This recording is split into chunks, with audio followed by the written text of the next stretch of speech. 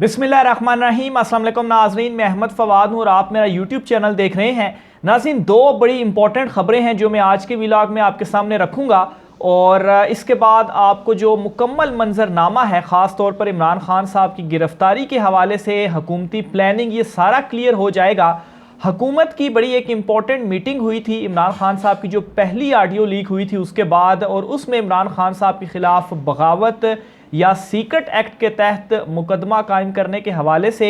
और इमरान खान साहब के और इनके साथियों के ख़िलाफ़ किस तरीके से कार्रवाई हो सकती है, इस हवाले से कुछ डिटेल्स जो हैं वो डिस्कस हुई थी। और मुबैना तौर पर यह भी कहा जा रहा है कि इसमें जो न्यूट्रल्स हैं उनकी जानिब से भी यहाँ तक सपोर्ट है कि अगर आप ये काम करते हैं तो हमारी साइड से कोई जो रिएक्शन है या किसी तरह की कोई मुदाखलत जो है वो सामने नहीं आएगी। इमरान खान साहब, और ना सिर्फ इमरान खान साहब बल्कि इनके साथियों के हवाले से क्या कुछ प्लानिंग हुई है और किस तरीके से अब इमरान खान साहब को फंसाया जाएगा, इसकी कुछ एक्सक्लूसिवली डिटेल्स आपके मैं सामने रखूँगा। लेकिन इस सारे मामले के ऊपर इमरान खान साहब ने भी एक बड़ा छक्का लगाया है। इमरान खान साहब कैसे इनके आसाब के ऊपर हावी हुए हैं साइफर वाले मामले को लेकर, उसकी डिटेल भी आज के व्लॉग में आपके सामने रखूँगा। और दूसरे नंबर पर नाज़रीन, सुप्रीम कोर्ट ऑफ पाकिस्तान जो है दोबारा से अब ये सारे जो मामलात है वो वहाँ पर जाएंगे, क्योंकि हाई कोर्ट की जानिब से कुछ डिसीजंस जो हैं वो अहम केसेस में आ चुके हैं और सुप्रीम कोर्ट में वैसे भी कुछ बड़े इंपॉर्टेंट केसेस हैं। एक बड़ा सनसनीखेज़ और बड़ा अहम फैसला जो है वो chief justice of Pakistan justice Umar Ata Bandial साहब की जानिब से सामने आया है। और इसमें एक और भी बड़ी इंपॉर्टेंट चीज़ है कि इस वक्त सुप्रीम कोर्ट ऑफ पाकिस्तान में भी जस्टिस काजी फाइज ईसा और चीफ जस्टिस उमर अताब बंदयाल साहब के दरमियान भी कुछ मामलात को लेकर क्लैशेस इस तरह से हैं कि 5 जजेस की जो तैनातियां हैं वो होनी है, लेकिन इन क्लैश की वजह से ये तैनातियां नहीं हो पाई। तो ये सारा इस वक्त सुप्रीम कोर्ट में क्या चल रहा है और एक बड़ा इंपॉर्टेंट डिसीजन जो है वो चीफ जस्टिस साहब ने लिया है, इसकी डिटेल भी आज की व्लॉग में आपके सामने रखूंगा। सबसे पहले तो नाज़रीन, इमरान खान साहब से रिलेटेड डिटेल्स आपके सामने रख दूं तो जब ऑडियो लीक हुई थी इमरान खान साहब की साइफर से रिलेटेड, जिसमें आज़म खान से वो गुफ्तगू कर रहे थे और फिर उसके बाद जो सीनियर लीडरशिप है जिनमें शाह महमूद कुरैशी, असद उमर साहब हैं, उनसे वो गुफ्तगू कर रहे थे, तो इसके बाद हुकूमत का बड़ा एक इम्पॉर्टेंट इजलास, बड़ी एक इम्पॉर्टेंट मीटिंग हुई थी। और इस मीटिंग में नाजरीन एक कमेटी बनाई गई थी और इस कमेटी के अंदर ये डिसीजंस लिए गए थे कि इमरान खान साहब के हवाले से और उनके साथियों के ख़िलाफ़ क्या कार्रवाई करनी है, ये जो कमेटी है वो फैसला करेगी और तमाम तर चीज़ें जो है वो बताएगी और फिर एक्शंस लिए जाएंगे। और यहाँ तक भी तफसीलात हैं कि मरीम नवाज़ ने अपने एक अंकल को जो है वो उनके ऊपर गुस्से का इजहार किया, नाराज़गी का इजहार किया कि इमरान खान साहब के अगेंस्ट अभी तक कार्रवाई क्यों नहीं हुई। और फिर हमने देखा कि रात को जैसे इमरान खान साहब के वारंट गिरफ्तारी जो हैं वो जारी हुए और इसके अलावा भी कुछ कार्रवाइयाँ हुई हैं। अब इस कमेटी वाले मामले के ऊपर लेटेस्ट अपडेट ये है कि इमरान खान साहब और उनके साथियों के ऊपर सीक्रेट एक्ट के तहत जो कार्रवाई है इस हवाले से प्लानिंग चल रही है, क्योंकि और इस हवाले से जो साइफर रिकॉर्ड से पीएम ऑफिस के गायब होने वाला मामला है वो भी इसी की एक कड़ी है।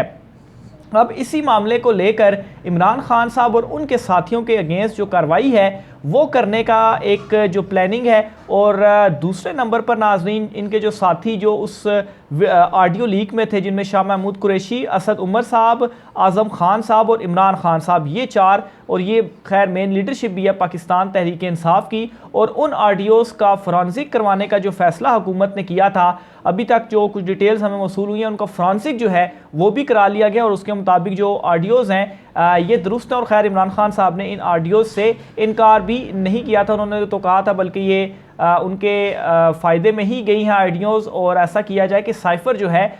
उसको भी लीक कर देना चाहिए। तो बहरहाल इस साइफर के मामले को बुनियाद बनाकर इनके खिलाफ जो अब कार्रवाई है वो की जाएगी और एक बड़ा तगड़ा हाथ जो है वो हुकूमत की जानिब से डालने का फैसला किया गया है इमरान खान साहब के अगेंस्ट। और अगर इस हवाले से इमरान खान साहब के अगेंस्ट कार्रवाई और डिसीजंस अगर आते हैं तो इसमें जाहिर सी बात है 14 साल एक इसमें कैद जो है वो है, लेकिन इसमें अगर 5 साल या 8 साल को थोड़ा सा भी अरसा होता है तो जाहिर सी बात है इमरान खान साहब को फिल वक्त साइड पर करने का ये जो एक प्लान है वो मौजूद है। लेकिन इमरान खान साहब ने इस प्लान के ऊपर छक्का किस तरीके से लगाया है, ख़ास तौर पर जो साइफर के हवाले से इमरान खान साहब के ऊपर इल्ज़ामात लगाए जा रहे थे कि ये उन्होंने चोरी किया है, तो इस पर इमरान खान साहब ने कल एक इंटरव्यू दिया है और इस इंटरव्यू में नाज़रीन इमरान खान साहब की जानिब से ये कहा गया है कि एक साइफर मेरे पास था, वो गायब हो गया, कहाँ गया मुझे नहीं पता। ये इमरान खान साहब ने कल एक इंटरव्यू दिया है और इस इंटरव्यू में इमरान खान साहब ने ये कहा है। इसकी डिटेल्स नाज़रीन कुछ इस तरीके से हैं कि इमरान खान साहब ने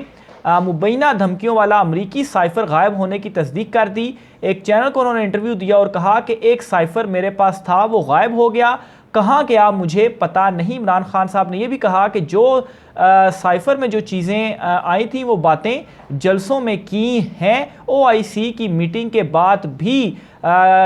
जो मुल्क का नाम है वो नहीं बताया। तो बहरहाल इसमें एक चीज़ तो इमरान खान साहब ने ये छक्का खेल दिया कि ये इल्ज़ाम लगाकर इमरान खान साहब के अगेंस्ट कार्रवाई करने जा रहे थे, लेकिन इमरान खान साहब इनके ऊपर से होकर इनको मिले हैं और उन्होंने कहा, एक तो खैर इसकी तस्दीक हो गई, इसको बहुत सारे लोग कह रहे हैं कि इमरान खान साहब ने खुद ही तस्दीक कर दी है तो अब उनके खिलाफ कार्रवाई की जाएगी। तो इमरान खान साहब ने कहा एक साइफर आया था मेरे पास, लेकिन वो कहाँ गायब हो गया ये मुझे मालूम नहीं। अब इस चीज़ से नाजरीन एक जो बैकेंड पे जो इमरान खान साहब का ये बयान है, एक जो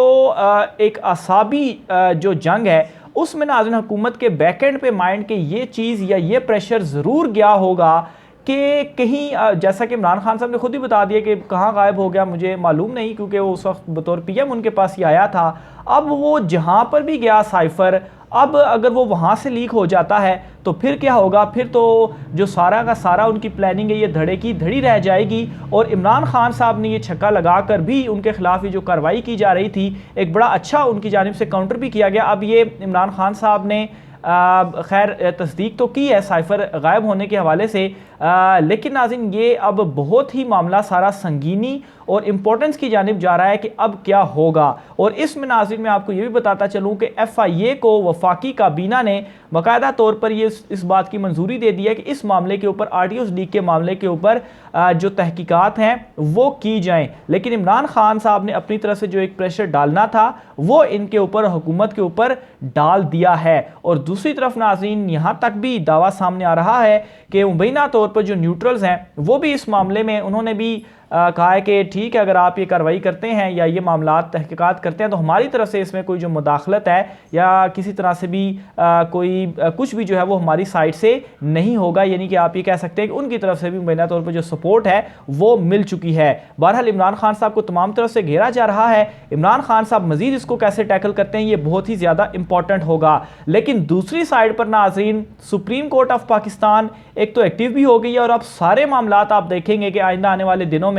सुप्रीम कोर्ट में जाएंगे। और एक बड़ा इंपॉर्टेंट मामला है और ये जो मामला है बेसिकली एक केस था शरीफ ख़ानदान की शुगर मिल के हवाले से। उस पर पहले एक बेंच था और जस्टिस काजी फायज़ ईसा साहब जो थे वो उस बेंच में थे और वहाँ पर केस चल रहा था। लेकिन अब chief justice of Pakistan justice Umar Ata Bandial साहब की जानिब से एक डिसीजन लिया गया और इस डिसीजन के बाद ये जो केस है ये सारा केस चला गया है इसके ऊपर, बल्कि एक नया बेंच बनाया गया है। और ये जो बेंच है इस बेंच की सरबराही जस्टिस इजाजुल अहसन साहब जो हैं वो कर रहे हैं। इनमें नाजरीन एक 3 रुकनी ये बेंच होगा, जस्टिस इजाजुल अहसन साहब, जस्टिस मुनीब अख्तर साहब और जस्टिस मुजाहिर अली नकवी साहब। और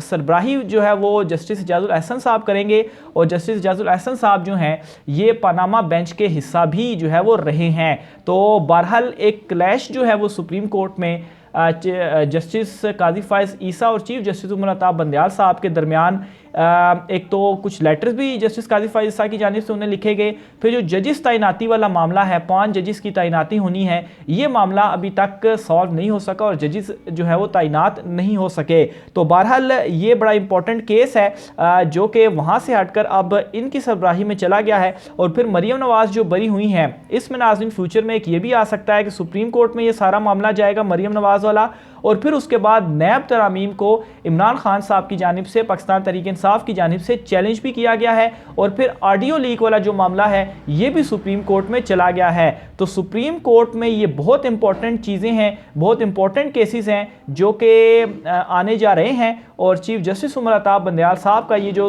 तमाम तर केसेस होंगे इसमें बहुत ज़्यादा एक तो सुप्रीम कोर्ट की तरफ और उनकी तरफ जो तमाम तर नज़रें हैं वो होंगी और उनके जो डिसीजंस हैं वो बहुत ज़्यादा इंपॉर्टेंट होंगे। इमरान खान साहब की जानिब से कल जो है एक और भी बड़ी अहम बात अपने इंटरव्यू में कही गई कि चीफ जस्टिस साहब अगर ये कह दें कि साइफर गलत है तो फिर वो अगले ही दिन असेंबली में चले जाएंगे। तो इसका मतलब ये है कि इमरान खान साहब एक जो मौक़िफ़ है उसके ऊपर डटे हुए हैं और ज़ाहिर सी बात है साइफर है, उसकी डिटेल्स भी अब सामने आ चुकी हैं, हुकूमत खुद ये मान चुकी कि साइफर आया था, तो इस वजह से भी इमरान खान साहब इतने ज़्यादा कॉन्फिडेंट हैं। बहरहाल मरीम नवाज़ के जो अंकल हैं वो बहुत बुरे फंसने वाले हैं और उनके अंकल्स में राना सनाउल्लाह जो हैं वो एक टॉप अंकल हैं और फिर उसके बाद इसहाक डार साहब भी हैं। बहरहाल ये जो कार्रवाइयाँ इमरान खान साहब के अगेंस्ट करने का इनकी जानिब से कुछ डिसीजंस लिए गए हैं इसमें भी इनको मुँह की खानी पड़ेगी। अगले व्लॉग तक इजाज़त दीजिए, अल्लाह हाफ़िज़।